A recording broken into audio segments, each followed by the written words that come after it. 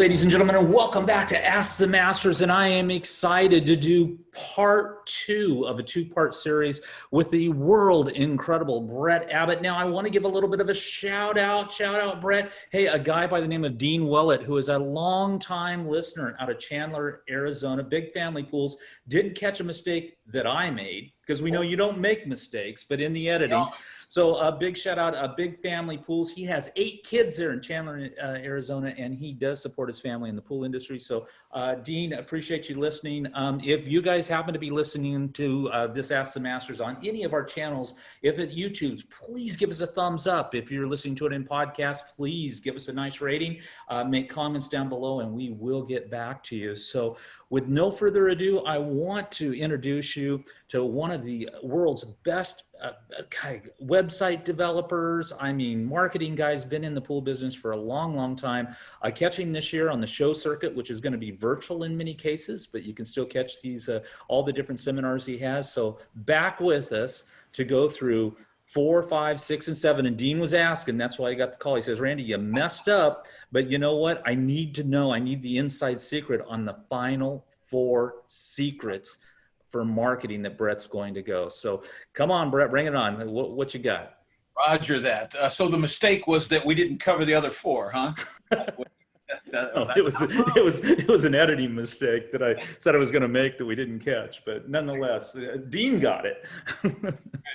All right, well, I'll share my screen and we will jump in. So for anyone who has slept since the last time we covered this, which includes me, by the way, when you said you wanted people to thumbs up the podcast, you're talking specifically about this one, right, Randy? Only this one. That's right. I mean, or any of the other. Yeah, I think this is actually your 4th time back to Ask the Masters, and we're getting some great response. We're, I think people know that they're doing really well this year, as we talked about in our first podcast. But they're knowing 2021 may change up a little bit, and this is the time. This is the time to put it together so that you just keep the gas going, keep the throttle down on that boat you got out there on your dock, and then keep it moving. That's a fact. All right. So last time we got together, we talked about 7 crucial marketing secrets every pool company should know. And we did cover the first 3. So just a quick recap. Secret number 1 was the fact that buying a pool is a unique process. It's unlike buying anything else you can think of. It's very large, it's very rare, it's totally custom, and it's permanent. And I honestly cannot think of anything that matches those 4 criteria other than a swimming pool, unless you were going to buy a $250,000 piece of art. But I'm sorry, that doesn't apply, because that's not permanent. Okay, it's very unique. That's secret number 1. Secret number 2 is wait on that first one. Yeah. Should we get Naomi to weigh in on this? I'm not sure. The purchase of a large, rare, custom, permanent. Oh, okay. We'll let that go. Now, we'll get to Naomi soon enough. Okay? Secret number 2, to the average home, and this is a universal for all businesses. It's a marketing challenge, not just in the pool industry. To anyone who's thinking about buying something from you, until you demonstrate otherwise, you look like everyone else. So that's the job of marketing, is to demonstrate how you are different. Crucial secret. Number 3, no-brainer stuff, but it's worth saying. The best leads are going to be referrals. They're going to pay more money on average. They're going to fight you less on average. They typically cost less, well, because you don't have to spend anything on advertising. And they got a higher probability of buying from you because it's a referral. So that's a no-brainer. And I gave a secret trick. I think I explained it on the last podcast about what I call the thank you meeting. When the pool is just filling up with water, you show up and just, let them, gush over how happy they are about their swimming pool. And then you surprise them with those ridiculously huge, thick, classy, elegant, fat towels. And they're so blown away that the law of reciprocity kicks in, and they're thinking, oh my, I wasn't expecting a gift from the guy who sold us a swimming pool. So now they feel guilty, and they are going to refer all their friends to you, and you're going to sell 5 or 10 more pools just because you gave them some nice towels. The thank you meeting. So if you want more details on any of those, go back to the podcast on file. All right, Randy? Absolutely. What a fantastic tip there too, is to, give them just a little smile on the way out the door and make sure that they're happy, because if they're not, they would have the opportunity right then to say, hey, if you fix this, I'd really be happy. And I think sometimes it solves little minor issues and keeps you on the right foot as you head out the door to cash your check. Yep. And from a self-serving standpoint, not for me, but for every salesperson, not only are they feeling good about the pool, but when you are there at that happiest moment of their life, they're associating that happiness with you personally. You're the guy that made it happen. So why not? That's where you get the more referrals. So let's move on to number 4. What about that internet thingy? Apparently the internet is not going away. I guess it's not just a fad. So let's talk about that. I've been quoting famous people for a lot of these slides, but I ran out of famous people, so I'm quoting myself. Okay. In fact, in the pool industry, your website is a lot more important than you think. That's because a lot of people are looking at your website. I'm showing right now a pie chart that shows that about 80% of your leads for the average pool company, it's typically about half of that 80% is going to be from the internet. The other half is referrals. If you're if you've got predominantly internet, not much referrals, that means you're probably not doing a great job. If you're predominantly referrals and not much in the way of internet leads, you've probably got a crappy website or a reputation problem or some kind of online issue. If you're getting kind of 40% in the referrals and 40% of your business is internet, well, then you're probably fairly well balanced. So and I've looked at hundreds of companies and I see this over and over again. And then the remaining 20% could be anything: yard signs, truck signage, walk-in, etc. So we know that at least 40% of the people are finding you on the internet and looking at your website. And we'd be kidding ourselves if we thought that a referral wouldn't also go look at your website before they meet you, just to kind of get a sense. I mean, they're trying to figure out, okay, is this person worth pursuing? So they're trying to make decisions about whether or not they should pick up the phone and call you.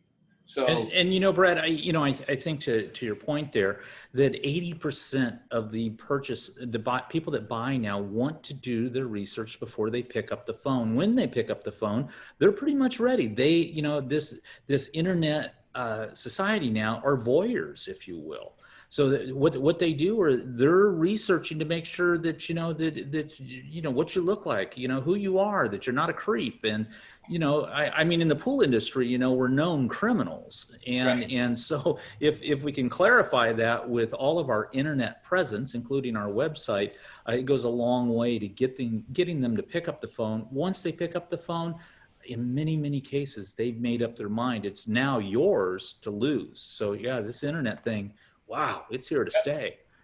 Yeah, you're right. We are a blue collar industry, so we need to dispel the ugly image that's there. They say, don't worry, we're not those scary people. You can see us, see me on a video online.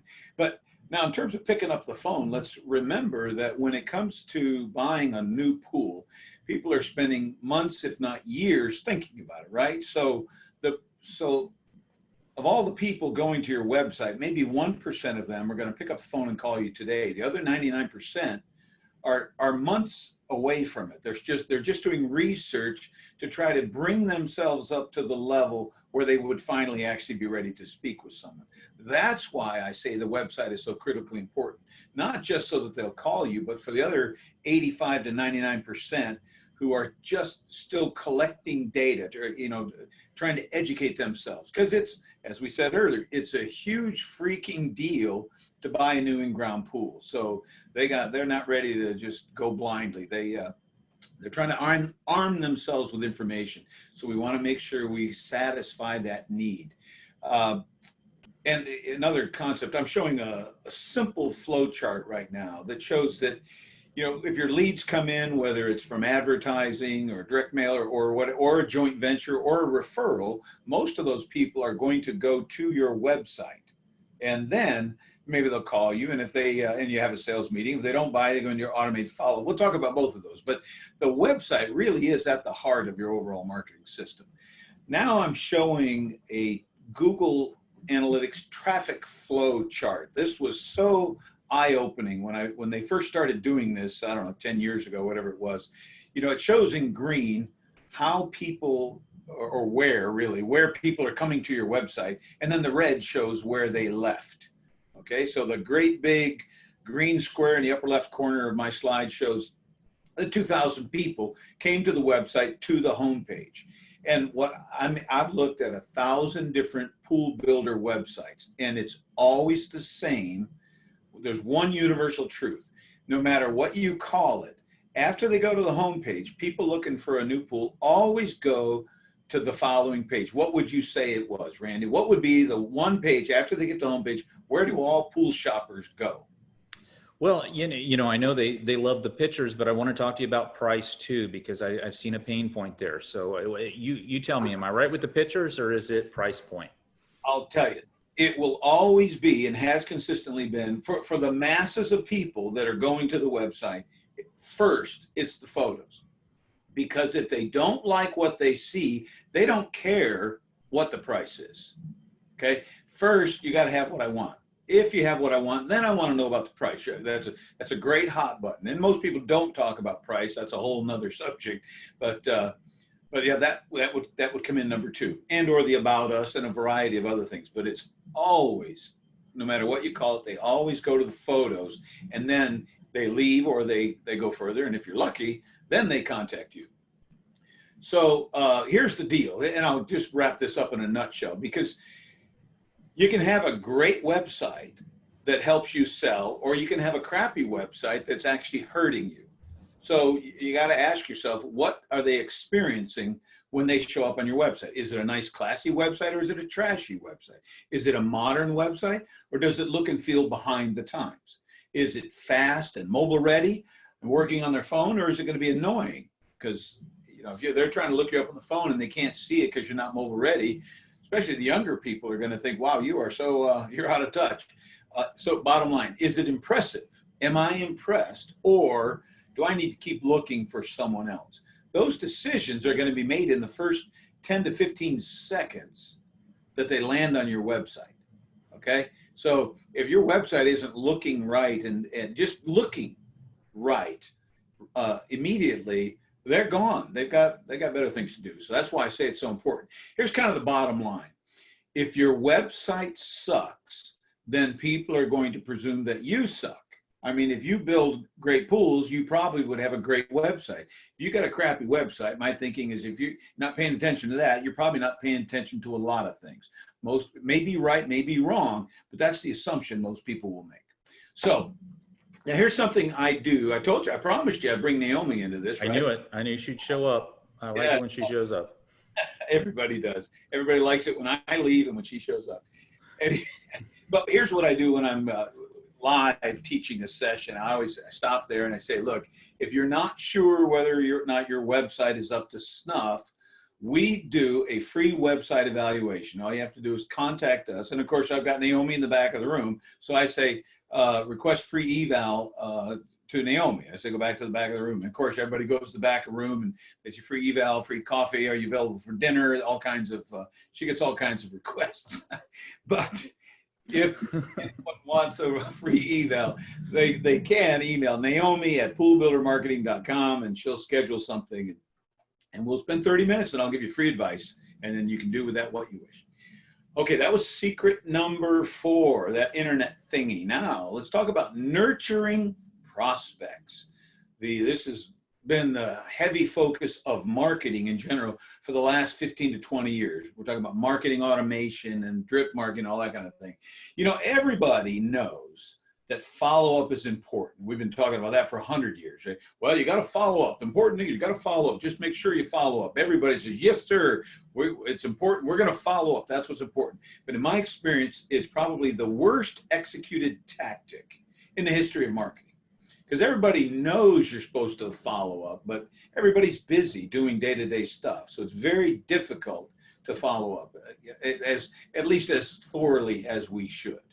So let's just do a quick reminder. How long are these people thinking about it? The people coming to the website, most of the people coming to your website are not ready to talk to you today.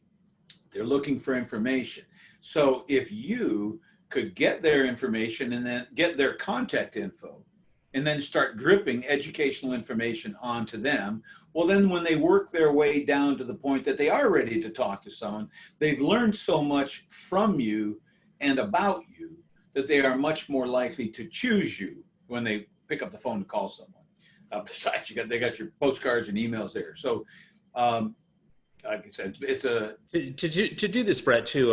We've worked on these campaigns before. It's so important to get it automated because so many people were doing that on 3x5 cards, you remember, or worse than that, the buck tabs that dry up and fall on the floor, and emails that you can't follow through with. And like you say, on this 2-year journey, the buyer has different obstacles, and sometimes it's the finances, sometimes it's getting the kids a little bit older. So really 2 years ago, you plant the seeds that you get a harvest today, and that drip system, appropriately named for water, is dripping on that seed until you get a mature apple that you can pick and build that pool. So yeah, it's so important to automate that. And you're going to see that you're going to increase your bottom line sales dramatically if you put that into some automation sequence. And if you don't, at least go buy some 3x5 cards and some Post-its, and put them on the wall or something. Well, like I said, you've got a choice. You can automate it, or you can count on the salespeople to do it in their spare time. And how reliable do you suppose that's going to be? They've got better things to do than fill out postcards. So Michael Gerber, he says, everything needs to be systematized. So we kind of follow that model. So the follow-up needs to be automated to keep your existing clients as well as nurture the future prospects. I'll show you what we've been doing with pool builders. Now, some of this is a little old. I got to confess, we're really not into the DVDs so much anymore, but it's such a good visual example that of a low-risk offer that I show it anyway. We got a downloadable report and or a DVD. The key is that if you're not ready to talk to us, I still want your contact info. Here's a very tempting low-risk offer. Fill out the form and download this, because if I can just get your email address, then I can do a series of drips. With the DVD, we would also get the mailing address so we could do postcards as well. But like we're kind of moving away from that. But a lot of people don't even have DVD players anymore. However, I will tell you that in other markets, people are still anxious to get their hands on a DVD in the year 2020. So go figure, right? Everybody's a little different. Anyway, so when they ask for the DVD, an auto reply email goes by, whatever they ask for, you send out a quick auto reply. You don't send it out. You automatically issue that. If you're mailing the DVD, I say put it in a priority mail envelope, because then they'll think, oh my gosh, this is important. What is it? And they'll open it up immediately. So it gives it more credibility.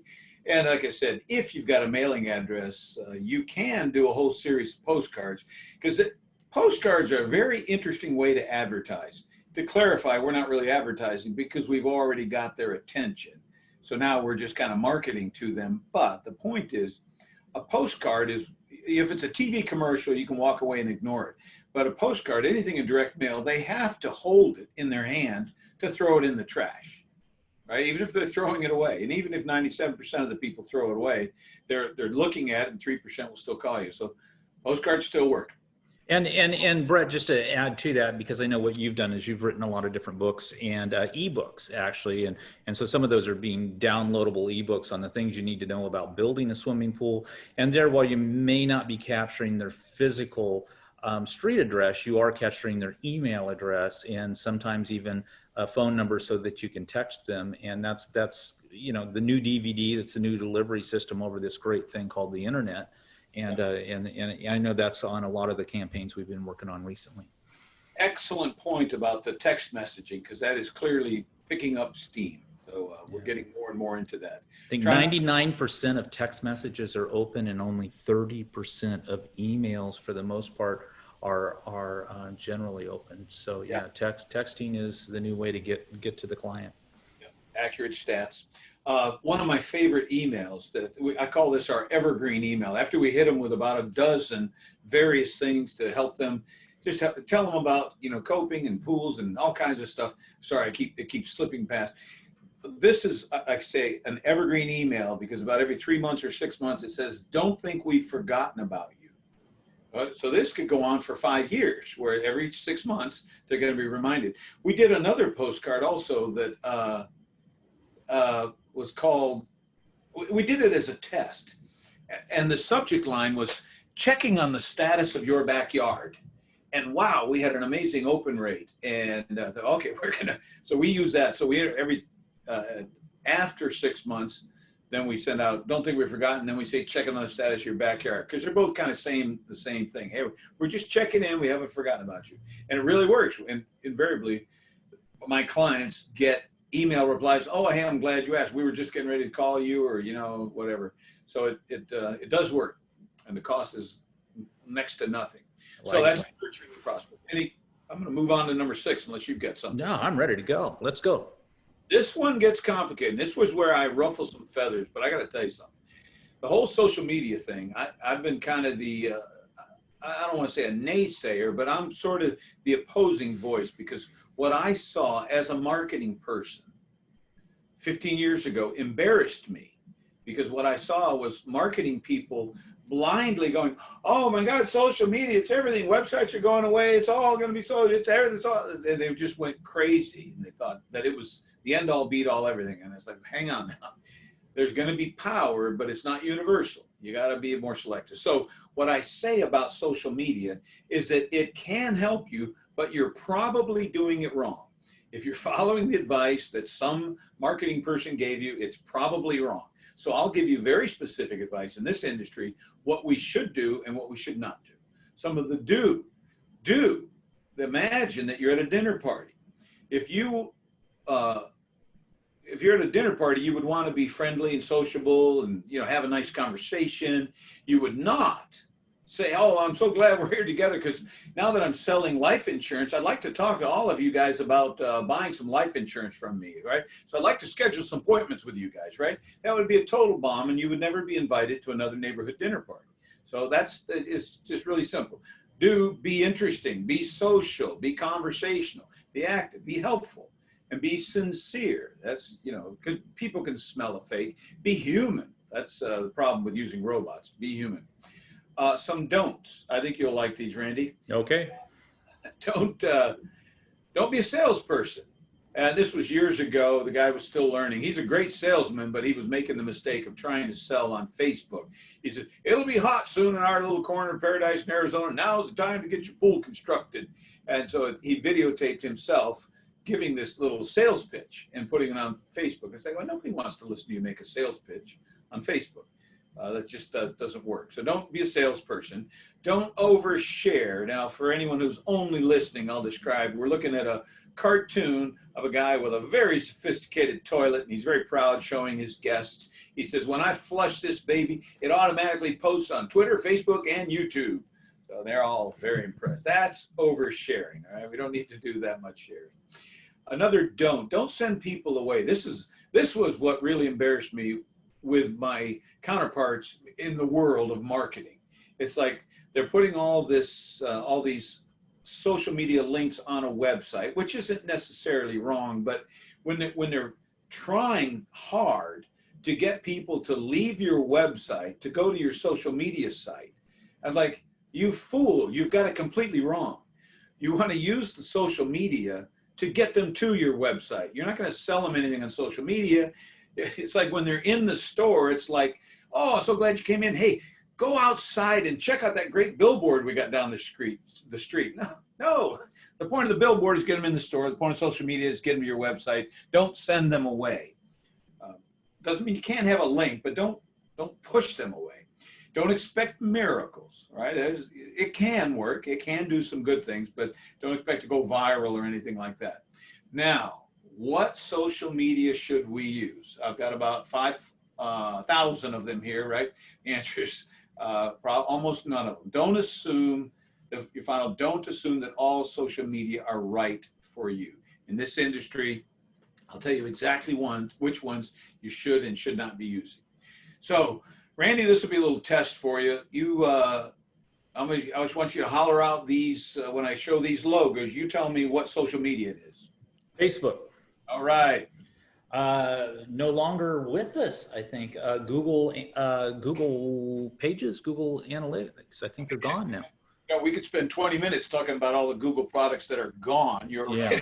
Yeah, This, absolutely. So Google's also gone to local, which we could also spend another hour talking about because it is kind of important right now.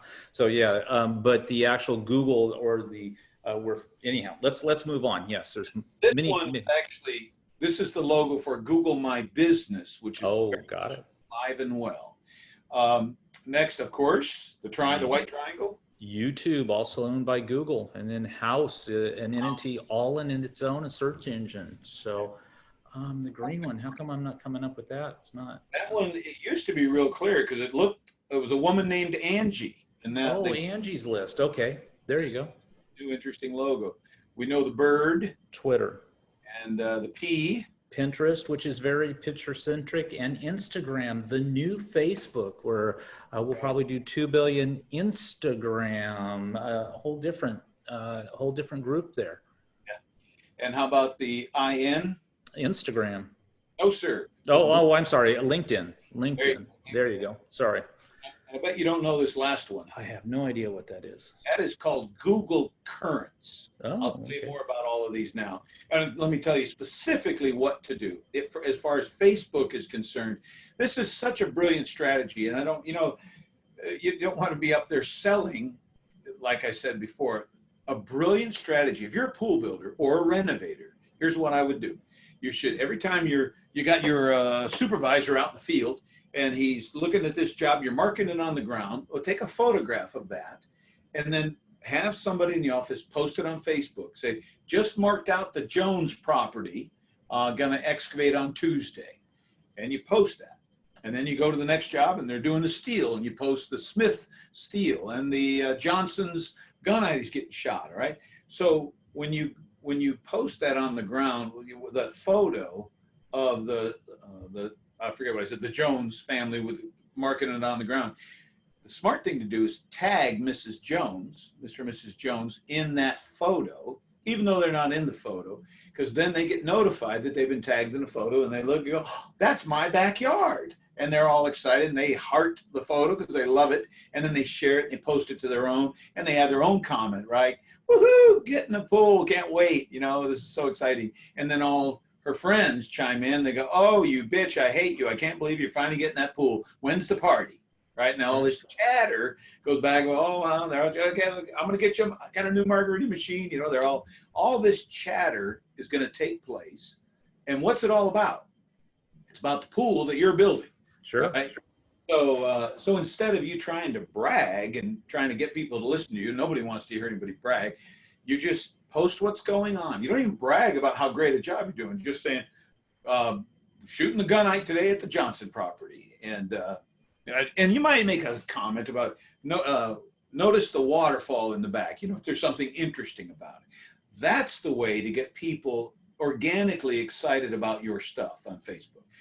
So easy to implement. And it doesn't take a lot of time. You don't need to hire a full-time person to make up crap.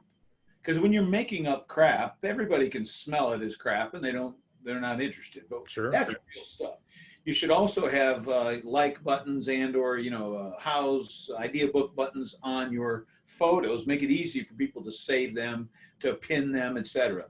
On Facebook, so on the organic side, that's all I'm saying. If you're a service company, you really don't need to be doing that. If you're retail, it's a whole different strategy. I'm going to stay focused on builders right now. There's the other side of Facebook, which is advertising. And there is tremendous power in Facebook advertising. Now, we could dedicate a whole session to that, and I'd rather have you bring in an expert like Dane Wiseman or someone to talk about advertising. But the point is, Facebook advertising can be as powerful as Google advertising. So in fact, the Facebook advertising is probably a lot more powerful than the organic stuff. So if you're looking for more leads from Facebook, advertising is the way to do it. Let's move on to Google My Business. Why? Well, it's vital for SEO. If you don't have your Google My Business set up, then when someone looks up your company, the information that is normally there on Google won't be there. I'll show you an example in a minute. That's also where they find your reviews. That's how you control your map listing, and it's Google. So they may change the name and whatnot, but it's not going to die. It's not dying. It won't go away. So here's an example of a couple of different companies. Affinity in Greensboro. See, they haven't claimed this, so they don't. They don't have any business hours listed. They do at least have a link to their website, but it's kind of lacking. And you'll notice the photo. That's a Google Street photo. I don't know if you can see it, Randy, but it's the back of the building. And there's a bunch of crap back there, like some old air conditioning units and maybe an old refrigerator or something. It's horrible. It's highly unflattering. Brett, real quick, Google does take photos of your address and so on, and they identify you whether you like it or not, guys. If you do not take charge of this has become a powerful search tool. In fact, local has changed the way people do, because they know where phones are. They know that 80% of the searches are on phones, and they will recommend people throughout the area that come with high reviews, somewhat like what Southwind Pools has over here. So, or Southern Wind, this is a process. However, it's not easy to do. In fact, they send you out a postcard that takes 2 to 3 weeks. You have to reply to the postcard with a code that's on the mailed postcard. Yes, there still is the U.S. mail service out there. And then you've got to start to populate your pictures, your website. You can even put video now, both on Google Local, and it will show up when they're looking for whether it's a plumber or a pool builder in their feeds when they're doing searches. So this is just one of the powerful tools of the social media things that Brett's brought to the attention. If you haven't done this, if it says own this business on the site, it's something you need to start the process on, because it's going to take you months. It's going to take you 2 months. But without it, you're not going anywhere. And look at those 42 reviews there from Southern Winds, and they've got a 4-star general, 4.2 star general review. That's what people are looking for. Yeah, well, and I got to take you back to that photo. You got that horrible photo on the left that is only going to drive people, and then you got a beautiful vanishing edge on the right, and they've probably got over 100 photos. There's really no limit, and like you said, video. I want to, however, re-emphasize that it's absolutely vital. I mean, you're making it sound pretty hard. I don't think it's as hard as you say. It takes about 1 week for that postcard to show up. And really, in about 45 minutes, you can just upload all your photos all at once in the video. You maybe invest an hour, but it's not going to take months. In about 2 weeks, you could have all this done. You just got to go to your own listing, click the button that says own this business, and you just step up and take ownership. Add your hours, your company description, all kinds of stuff. Do not neglect this, because that's where the reviews go. You can't collect reviews, but you can encourage people to leave reviews. And people are absolutely making decisions based on those reviews. I'll go through this quickly, because we could spend a whole hour just on social media. House obviously is homeowners who are looking for home improvement. They've got those great idea books, and now they've got the directory of local contractors. So they were very smart. Pinterest doesn't have a local feature. House does. So House can sell tons of advertising, and they do sell tons of advertising. And whether you should buy it or not, that's it depends. Sometimes it can work, sometimes it doesn't. Like any other advertising, you kind of have to test it. So you sign up for free, post your best stuff, be helpful if someone asks a question, and add the idea book option to your photos. Let's move on to YouTube. This is really simple. And you may have a different opinion here, but my opinion is, hey, if you've got some photos or videos, great. Create a channel, post your videos, repost on your website. And of course, there's a lot more to it. Keywords, descriptions, getting people to like them. But that's if you have videos. If you don't have videos, then you don't need YouTube. Okay. What you really need is Randy. Okay. You need to call Randy Beard and get some photos, and then you can be on YouTube. So. It is the number 2 search engine, per se. It's becoming, because we are becoming such a visual video type situation. I think it's one of those, it just, again, takes a lot more work. And yeah, I'm not sure that that's top on your list if you don't have, Google My Business. Some of those you need to get done first, and then you progress on down into something like YouTube, because the competition in YouTube is extremely difficult. There's so much content that it's hard to really place very well. Well, let me be blunt about that. I think of YouTube and videos, one and the same, just like pay-per-click. We're no longer in a place where it makes sense for you to do your own pay-per-click.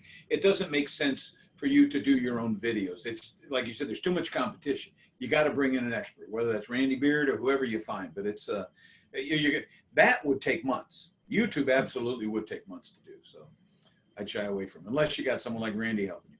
Let's talk about Angie's List. Why do it? Well, it is free, and it's a blue collar services directory. What I like about Angie's List, it's not the yellow pages. It's much more exclusive.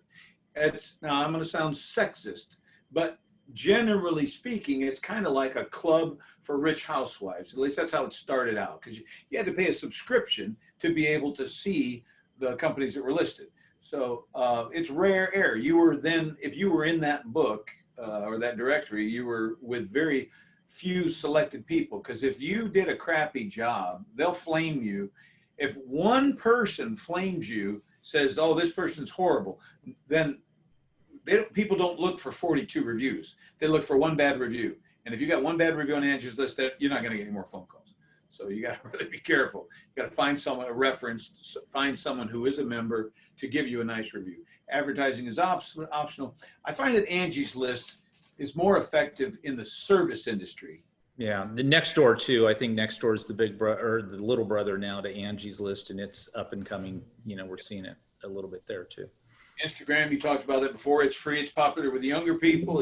You can feed to Facebook, which is good. But we got to keep in mind that, like Twitter, it's limited to who's following you. Okay, so and there's not as many people yet. Pinterest is free. It can promote your work, your website, search rankings, because every photo you put can link back to your website. The only problem is it's not local. So the chances of a local person finding you on Pinterest is a stretch. So it may not generate leads, but it's not bad from an SEO standpoint. Okay. So get your free account, post nice stuff, and add pin it to your photos. LinkedIn. I remember hearing a marketing person, sadly, in this industry, and she said to the room full of people, she said, you got to get your LinkedIn profile up, because people who are thinking about hiring you to build a pool, they're going to go look at your LinkedIn profile and see if you've got a presence. And I thought, I don't know anyone on the planet that's looking for a home service where they would, like, if I'm hiring an automotive mechanic, I'm not going to go to their LinkedIn file. Air conditioning repair, swimming pool, painter, I don't give a crap what their LinkedIn profile looks like. I'll look at their Google reviews and Yelp reviews and that kind of thing. But LinkedIn, here's the deal. In my summary, if you're looking for employees, or you're trying to find a job, or you're trying to connect with business people, LinkedIn is perfect for that. If you're looking to sell residential pools, LinkedIn ain't the place. Okay, that's all there is to it. And anyone who tells you otherwise is smoking something. What to do with Twitter? Very simple. If you're a pool builder and you send out a tweet, who's watching? Who's reading your tweets? Nobody. Probably nobody. If anyone is, it's probably either your supplier, or your competitor, or your mom, or your kids, or nobody. Most likely nobody. So the deal is, because if they're not following you, because someone who's thinking about buying from you isn't likely to interested in your Twitter. If you're famous, if you're Paris Hilton or Mark Cuban, hey, Twitter's perfect, because guess what? There are millions of people that want to know what you had for breakfast and how you feel about lunch. But all others need not apply. In this industry, you're wasting your time. Nobody that you want to reach is going to see your tweets. So only your competitors are going to see it. So you're wasting your time. Google Currents, that's what that last one was called. Oh, where's my logo? There it is. And you know, they say that Google Currents is replacing Google Plus. But Google Plus was supposed to be Facebook. And Google Currents isn't Facebook. It is not a photo sharing. It's more like Slack or Skype. You know, it's really, and they came right out and say it, it's designed for inter-office communications. So you can kind of Skype back to each other, or Slack. It replaces those things. It's got the power of Google, so that's good. But again, it's for internal communication, so it's not. And for those of you on Microsoft Teams, that's Teams, you know, that's doing that. So I think I got all this, but I want to do a quick review when you let me. Sure, I'm ready now, because I'm ready to talk about reviews. Okay, maybe good. Boy, reviews are everything, but so I'll get through what I learned in this session with you real quick, because I always learn from you, Brett. For the most part, websites, the most important, sometimes called landing pages at different points. Is social media important? I think what you explained to me is social media is important because it pollutes the landscape with all kinds of different seeds, but that these social media sites are really like on-ramps to get you ultimately to the website. They're only on-ramps. Now, once we get you to the website, we don't want to give you any off-ramps, right? So we don't give you any options to get off of the website. So I'm going to, what you just taught me was I'm going to think of it as on-ramps to get to the final destination, which is the ultimate website. Each of these sites seem to be a little bit different the way you explained them, Brett. So while some are a petite little, backyard barbecue party, like you were showing us on Facebook, it seemed like some of these are a little bit different. Some are very visual, like House and Instagram. Some are very formal black tie affairs like LinkedIn, and maybe not the best place. And then others are like rock concerts like Twitter, and you can yell all you want, but nobody's going to hear you. So that's what I learned out of your session, kind of thinking the way I have to think. But anyhow, let's talk about reviews. Yep. All right. If we still have time, because we have plenty of time for you.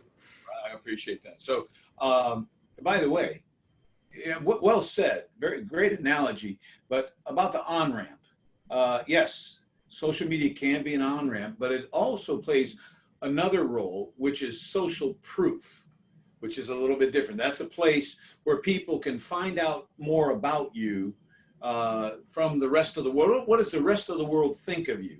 Social media will expose that, good or bad. So that helps people make their decision, to firm up their decision. All right, 5-star reviews, 1-star reviews. Boy, those are the two opposites, and isn't it painful to even think about? Randy, I wonder if you can tell me what this is. I'm showing 10 green thumbs up and 1 big red thumbs down.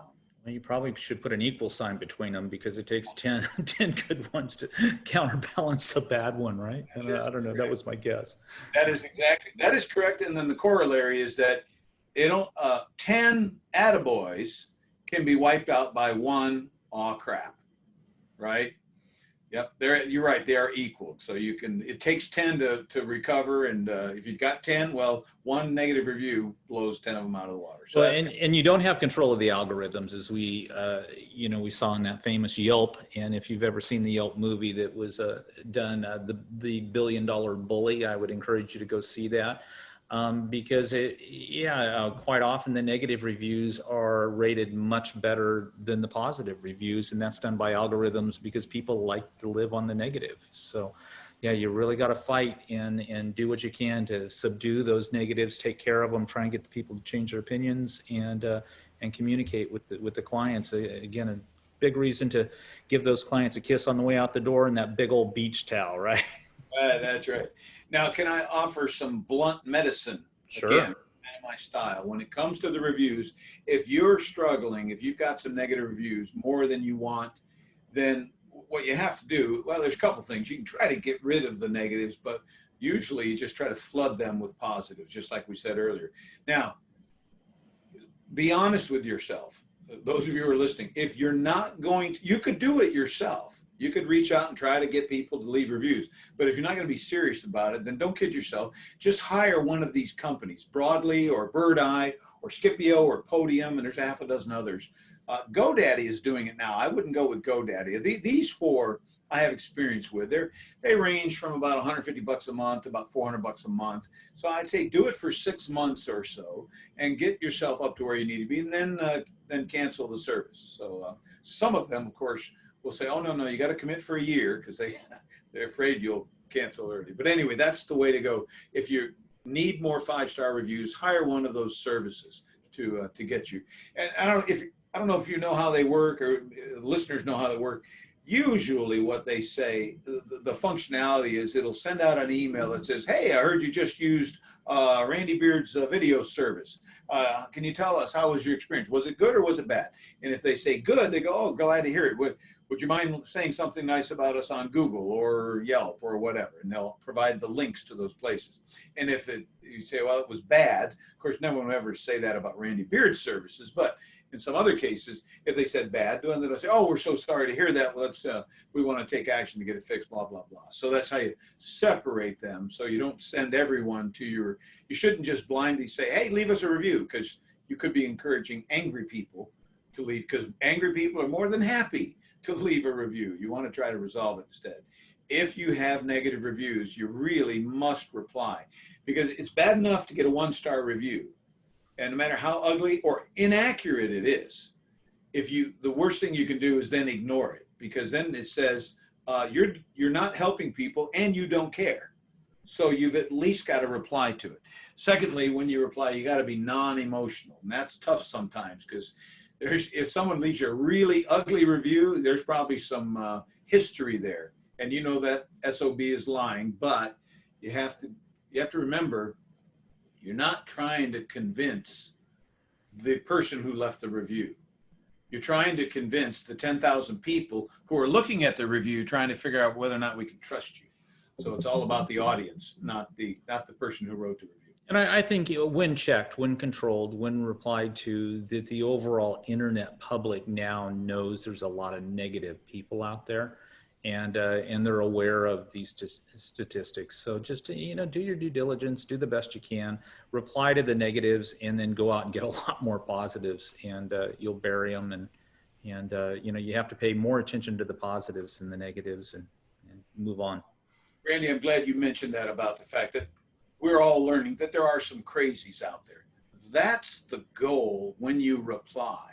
What you want to do is you want to look like the calm, sane, intelligent, believable person, very even keeled, very honest and sincere. And then everybody say, well, this guy must be an idiot, because that sounds normal. He's the one that sounds like a lunatic. Okay, so I'm not going to worry about that negative review. So that's the way to go. Shall we wrap up with secret number 7? Let's go. We're excited. We got 4 of them in today. This is fantastic. Getting leads versus closing sales. Now, this is where I'm going to teach everyone on this podcast how to be your own marketing consultant. So you don't have to spend millions and millions of dollars hiring experts like us. Okay. So it's really simple. And maybe some people know this, but I think a lot of people don't. I didn't know this until I got into marketing. There's 2 sides. There's advertising and there's marketing, because there's leads and there's sales. So when someone comes to you, this is how you protect yourself. When an ad rep comes to you, or the podium rep, or whoever, they say, oh man, I got this great thing, you need to buy this thing. Well, slow down for a second. You need to be a doctor and analyze yourself. Give yourself a self-diagnosis. What is the problem? Let's separate. It's one of 2 things.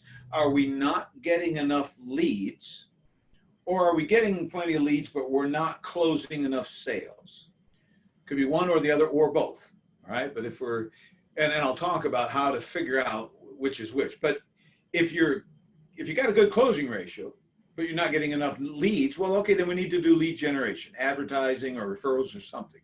If we're getting plenty of leads, but our closing ratios are below a certain benchmark, well, then we don't need to throw more money at advertising. You can, but you're wasting your money. You need to fix the hole in your bucket. You need to figure out why you're not closing as many as you should, and use marketing tools to improve your closing ratios. So step 1 is to figure out, what's the real problem? Is it not enough leads, or am I just not closing enough of the leads? Okay.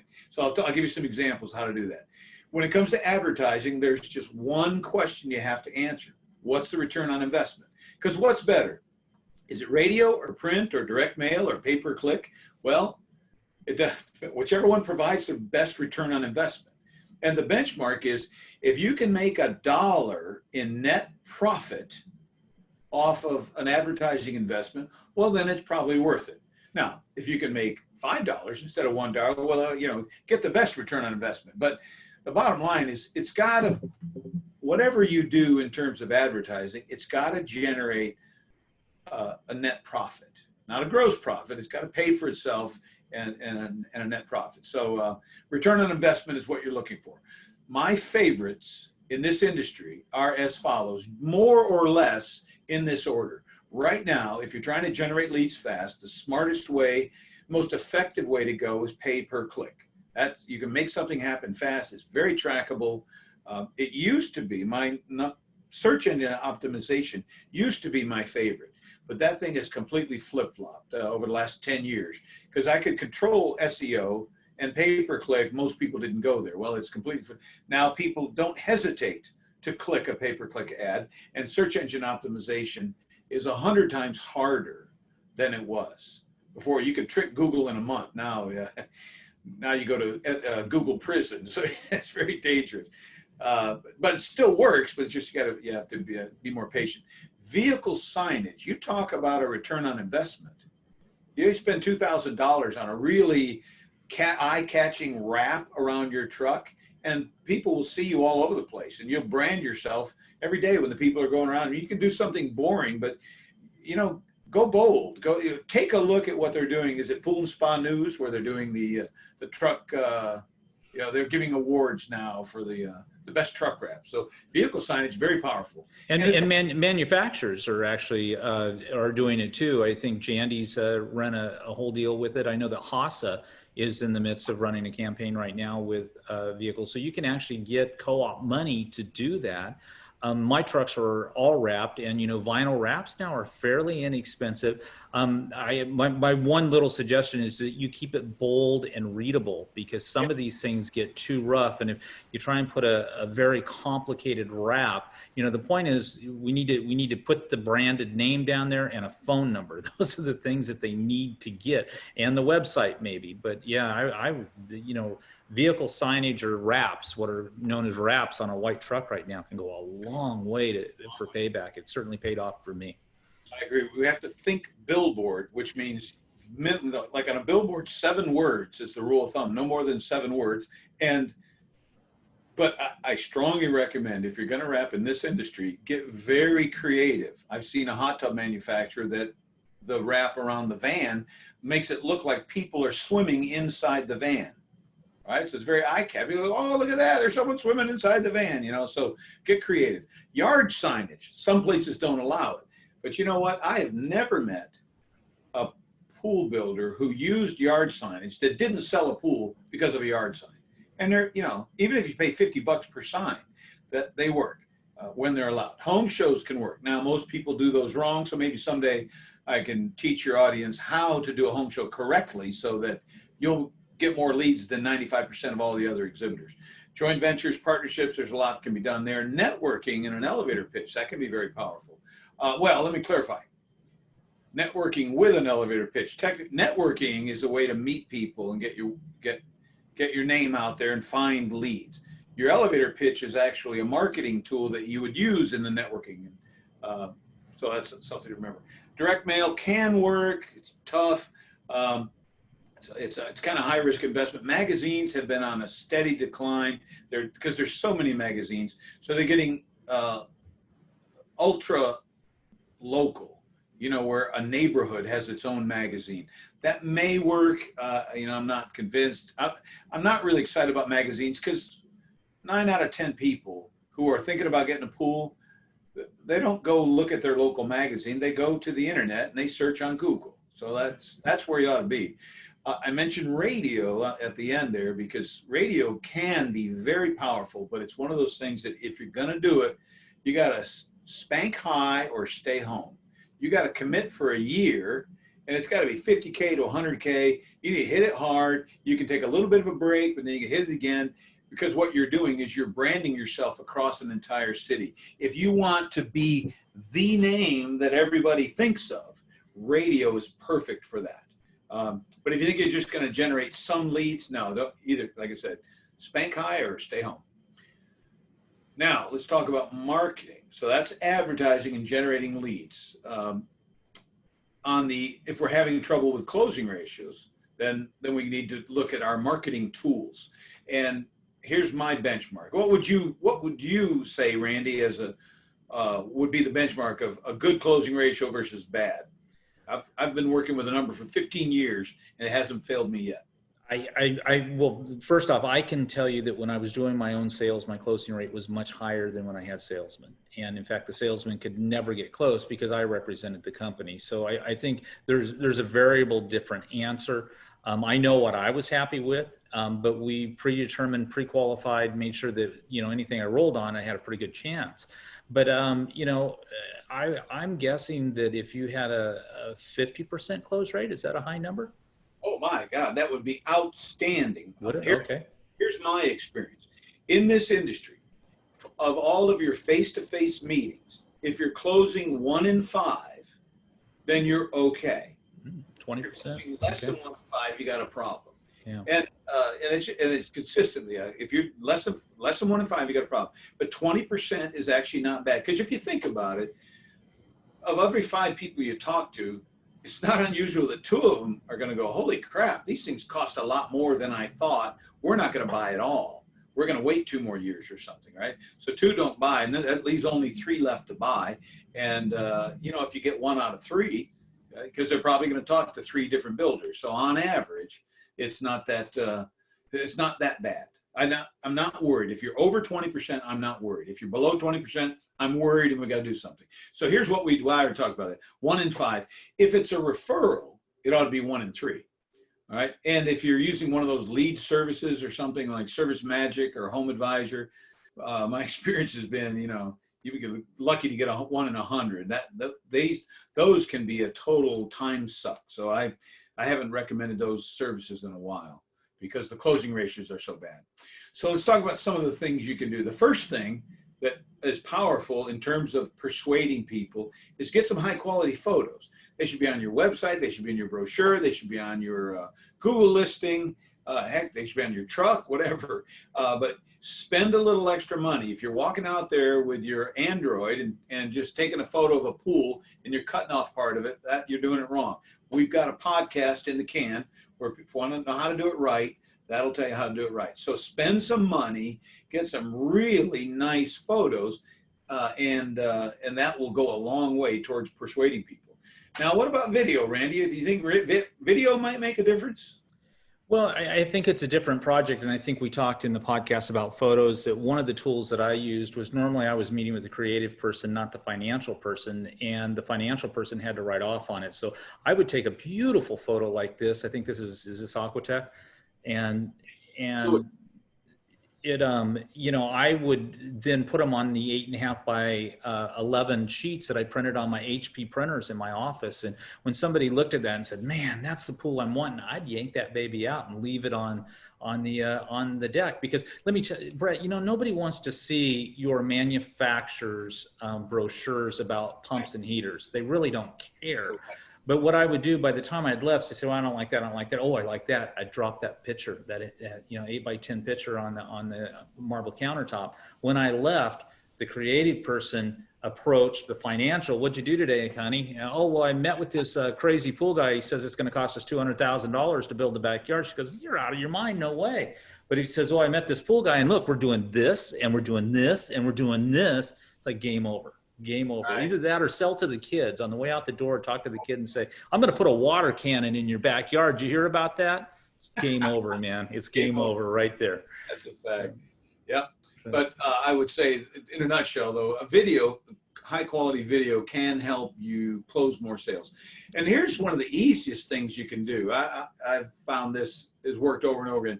Come up with 10 reasons why I should buy from you. Right? You're a member of Aquatech, or you're a Genesis builder, or you got a CVP, or you got 837 5-star reviews on Google. Give me some facts and evidence, not empty platitudes, not like, well, we care more than the next guy, but real stuff that just makes it easier for the homeowner to go, oh, okay, this makes sense. These 10 reasons make sense. Moving on to brochures, a professional brochure with high quality photos, that can be very compelling. Because like you said, I was really shocked when I saw how people would take a folder and they would just shove all the brochures from all the different manufacturers. That wasn't telling a story. The only story that said was there's a bunch of stuff here and you don't understand it, but I'm going to shove these in here anyway. Good luck looking through them. Tell us what you like. No, that's not the story you want to be telling. With a brochure, you can tell exactly what you want. As I said, DVDs, we're kind of moving away from that, but that has worked. On hold message. You can absolutely, in fact, I love to tell the story. I did one for a client of mine some years ago, and they'd never done a vanishing edge pool or perimeter overflow at that time. And a call came in and they put the guy on hold. And then when they connected to the owner, he told the owner, who then told me, he said, well, I was calling to find out whether you guys can do those vanishing edge pools, but then I just heard on the on-hold message that you do. So I'd like to set an appointment. So there you go. That's it. That can help. So, and then of course the 60-second elevator pitch, where what would you say if you stepped onto an elevator, which means you got maybe 60 seconds, as someone says, so what do you do for a living? And of course mine is really simple. I say, well, I'm a marketing consultant who works exclusively in the swimming pool industry. I like to help businesses separate themselves from their competition and then beat that competition into a demoralized, quivering pulp. There you go. Right? 10 second elevator. And either they're interested or they're not, and if they are, great, we'll have another conversation. But well, the new one in 2021 should have something to do with staycations, I think. Yeah, so right. you better add that word into your elevator pitch. That's good. So there you go, Randy. We've covered the 7 tools. I'll kind of recap them for you in a minute. But the essence behind it, that stealing from Sun Tzu, who wrote The Art of War some 500 years ago, victory goes to the one with superior forces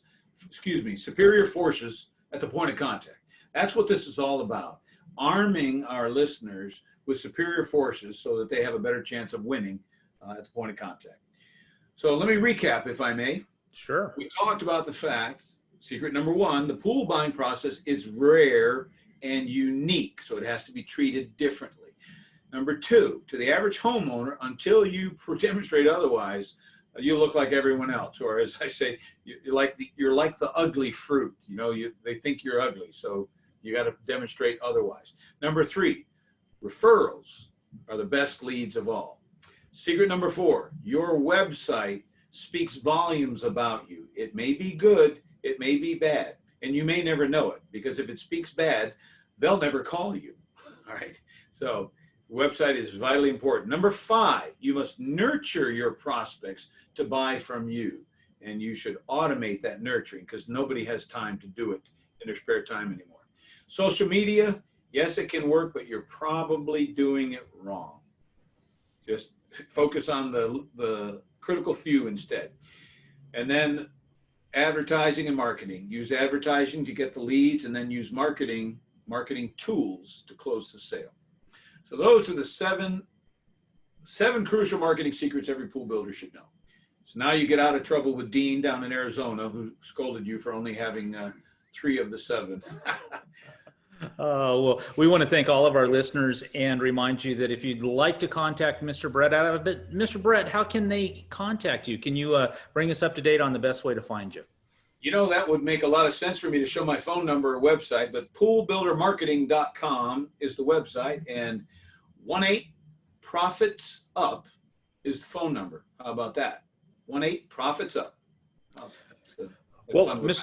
Brett, we want to thank you for coming back to Ask the Masters. Certainly, Dean, there in Chandler, Arizona, and everywhere else, they're happy to hear from you, and they're dying to get this second half. And we want a super big thank you. If you're looking for a website review, or you want to take your company to the next level, or you'd like to automate the things you're already doing to plug up all the holes you've got in your funnel, you definitely want to give Mr. Abbott a call. Brett, we're out of here. Have a good one, and we will see you on the internet. Thank you, Randy. Thank you all. Bye-bye.